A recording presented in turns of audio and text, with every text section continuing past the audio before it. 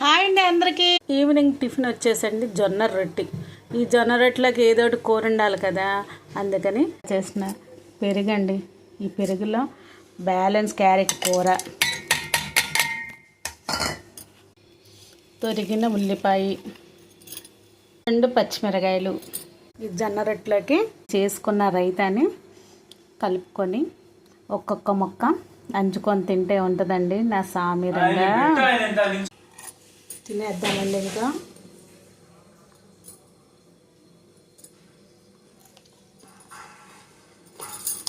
చాలా అంటే చాలా బాగుందండి.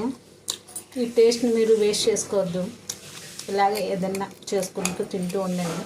నాకైతే నచ్చింది, మీకు నచ్చుతుందనే ఉద్దేశంతో షార్ట్ పెట్టాను. చాలా అంటే చాలా బాగుంది.